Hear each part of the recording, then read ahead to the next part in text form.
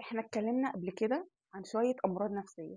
تيجوا نعرف بقى إيه السبب من الأسباب اللي ممكن يخلي عندنا أمراض نفسية وإحنا فاكرين إنه لأ مستحيل معقول ده ممكن يجيب لنا مرض نفسي؟ آه، في حاجة كده. في ناس فاكرة إن العنف الشكل الوحيد ليه بس هو الضرب، بس الحقيقة إن في أشكال تانية من العنف مش بتبان، بتخلي جواك وجع أكبر وتأثيرها بيكون أكتر. اسمه الإيذاء النفسي. تيجوا نعرف إيه هو الإيذاء النفسي. لما حد يقلل من أحلامك، من طموحاتك، من شغلك، من طريقة تفكيرك، أو يخليك على طول شاكة في نفسك ومش حاسة إنك صح، أو يقلل منك أو يحسسك بالذنب على حاجة أنت ممكن تكوني مش السبب فيه، أو يسيبك بالساعات من غير ما يرد عليكي لحد ما تسامحي وتبلعي وتتخنقي وتلاقي نفسك بتشكي في إحساسك وتقولي يا ترى هو أنا فعلا موجوعة ولا ببالغ. الإيذاء ده ممكن يكون من أهل، صحاب، شريك حياة، أو من نفسك لنفسك. زي كده لما بنقعد كل يوم بالليل نجلد في ذاتنا، أهو ده طلع نوع من أنواع الإيذاء. طب يا ترى الإيذاء ده شكله عامل إزاي؟ ويا ترى هو شكله واحد عند كل الفئات ولا كل كاتيجوري كده ليه البهارات بتاعته؟ تعالوا نعرف شكل الإيذاء عند الأهل. لما يقولوا لك إيه ده؟ أنت مش قد توقعاتنا، للأسف أنت خيبت أملنا، إحنا كنا حاطين عليك أمل وطموحات أكبر من كده، إحنا كنا فاكرين إنك هتبذل مجهود أكبر من كده. أنت عارف إحنا عملنا إيه علشان نكبرك ونوصلك للمرحلة اللي أنت واقف فيها دلوقتي؟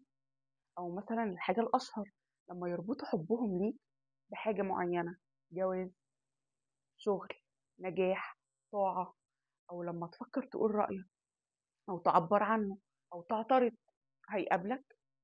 إحنا أهلك، إحنا عارفين أكتر منك، إحنا عارفين مصلحتك، إحنا اتربينا على كده. بكرة لما تكبر هتعرف إن إحنا اخترنا لك الصح. بس للأسف الحب مش تحكم، والأمان مش ضعف. نيجي بقى للصحاب، لما يستندوا عليك وقت تعبهم ووقت ما تكون تعبان يختفوا. لما تيجي تشتكي يقولوا لك ايه ده انت دراما كوين قوي، او ايه يا ابني ما تسترجل هو في راجل شكاي. او لما تبنتي الشخص اللي دايما بيعتذر علشان خاطر علاقة الصداقة دي تكمل. للأسف كل دي أنواع من أشكال الإيذاء، مش صداقة. نيجي بقى للبوست الكبير، شريك الحياة أو شريكة الحياة. تعالوا نعرف شكل التنمر بيكون عامل ازاي. للأسف ده مش بيكون ظاهر زي الضرب، لكن تأثيره بيكون أعمق وبيوجع أكتر بكتير. زي الانتقاد، انتقاد على الفاضية وعلى المليانة، طريقة تفكير، كلام، أكل، شرب، لبس. من الآخر مش هتعيشي. تحقير، هتكوني مادة خام للهزار قصاد الناس. ولو فكرت ان انت تحكي مشكلة من مشاكلك، للأسف هيتقالك ايه ده انت بتبالغي، مفيش حاجة من دي حصلت أصلا. ربع الفراغ اللي عندك يا رب. التحكم، هيتحكم في طريقة لبسك، خروجك، رايحة فين، بتصرفي فين، بتصرفي ليه. مش حب، بطريقة تحكمية. التجاهل، لما يزعل كأنك مش موجودة أساسا. فترة صمت لأطول فترة ممكنة علشان تفضلي تتحايلي عليه علشان خاطر بس يرجع يكلمك. الجاز لايتنج، اللعب بالعقل. ايه ده ما حصلش، انت بيتهيألك، اللي انت فاكراه ده غلط، لحد ما تحسي فعلا ان انت ايه ده معقوله هو ده بيحصل ولا انا بيتهيألي. هتتعزلي عن كل الناس، صحاب، اهل، معارف، شغل، بحجه ان هو بيحبك وبيخاف عليكي، وان الناس بره وحشه، وان انت عبيطه ما بتعرفيش تتعاملي مع الناس. اخر حاجه، التهديد والتخويف. على فكره انت لو اتطلقتي مفيش ولا مليم للعيال، انا اصلا هاخد منك العيال، انت هتترمي في الشارع وهتجوعي. طب يا ترى أعرف إزاي إن أنا بتعرض للإيذاء النفسي؟ لو طول الوقت بشكر في نفسي قدام الناس وأبين لهم قد إيه أنا حلوة وكويسة وطموحة، لو ببرر لنفسي هو ليه اللي قدامي بيتصرف كده، لو بحس بالذنب، لو جربت أعترض، لو حاسة إني في علاقة مش عارفة أخرج منها، ولو حاسة إني على طول غلطانة. للأسف كل ده بيدل إن أنا بتعرض للإيذاء النفسي. طب يا ترى الإيذاء ده ممكن يأثر علينا إزاي؟ أو إيه الأمراض اللي ممكن يسببها لنا الإيذاء ده؟ أول حاجة، الشخص اللي بيتعرض للإيذاء ده هينسحب من كل العلاقات، لأنه خلاص هيحس إن كل العلاقات خطر عليه وإنه لازم يمشي، وإنه هيفضل ساكت حتى لو موجوع، لأنه شايف إن خلاص مفيش أمل.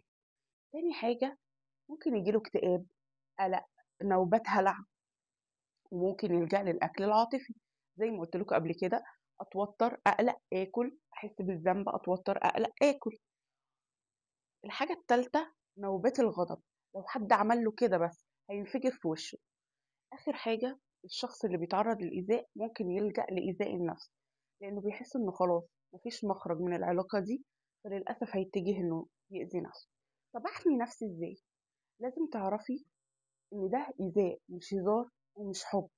تاني حاجة، لازم تحطي حدود وما تسكتيش، وافتكري إن اللي بيحبك مش هيكسر حاجة جواك، وتعرفي إنك تستاهلي تحسي بالأمان، وإنك مش مضطرة تفضلي في علاقات بتأذيكي. ولازم تعرفي إن مش كل العلاقات المفروض إنك تكملي فيها. آخر حاجة أحب أقولها من قلبي لكل شخص اتعرض للإيذاء من أهله، لازم تبقى عارف مفيش أهل بيكرهوا عيالهم، مفيش أهل بيكرهوا إنهم يشوفوا ابنهم أو بنتهم أحسن الناس. ممكن تكون الطريقة اللي حاولوا يقاوموكوا بيها كانت غلط، بس ده مش معناه إنهم بيكرهوكوا. وممكن تكون الأهل دي اتعرضت لنوع من أنواع الإيذاء ما قدرتش توقفوا هنا، للأسف أثر عليكوا، بس ده مش معناه إنهم بيكرهوكوا. الناس دي حاولت قوي، الناس دي تعبت قوي، الناس دي حاولت بكل طاقتها، فلوسها، إحساسها، إنها تخليكوا أحسن الناس. ممكن يكون ضغط المجتمع، ضغط الأهل، هم اللي خلوهم يتصرفوا معاكوا بشكل مش صح. تاني حاجة، لو فاكر إن أنت لما توقف أو توقفي حياتك وتبطلي تذاكري وتشتغلي وتنجحي إن أنت كده بتعاقبي أهلك، لا، أنت للأسف بتعاقبي نفسك، وللأسف هتتحولي أو تتحول للشخص اللي بيأذي نفسه. يعني بدل ما هم كانوا الناس اللي بتحاول تأذيكوا أو بشكل ما أذتكوا، هتبقوا انتوا بكامل قواكوا العقلية وبكامل إرادتكوا انتوا اللي بتأذوا نفسكوا. اشتغلوا وانجحوا وذاكروا وخرجوا احسن ما فيكوا. اهلك او اهلك لو شافوك ان انت واقفه محلك سر، لو هم فعلا ناس اتأثرت باللي انت بتعمليه وحاولوا على قد ما يقدروا ان هم يخففوا عنكم وانه معلش سامحونا، بس انتوا قررتوا خلاص لا انا مش هنجح ومش هذاكر ومش هبقى بني ادم طموح عشان افضل اعاقبهم، الناس دي هتتأثر يوم، اسبوع، شهر او سنة. بعد كده هتتقبل ان انتوا مش عايزين تنجحوا، ان انتوا مش عايزين تكملوا بشكل كويس، وانت او انتي اللي هتخسروا الوقت اللي انتوا ضيعتوه في عقاب ملوش أي ستين لازمة. اللي حصل حصل، خليك نسخة أفضل من نفسك، خليك أنت الشخص اللي بيدعم نفسك. آخر حاجة، احكولي بقى في الكومنتات المواقف اللي حسيتوا فيها إن انتوا تعرضتوا لنوع من أنواع الإيذاء النفسي.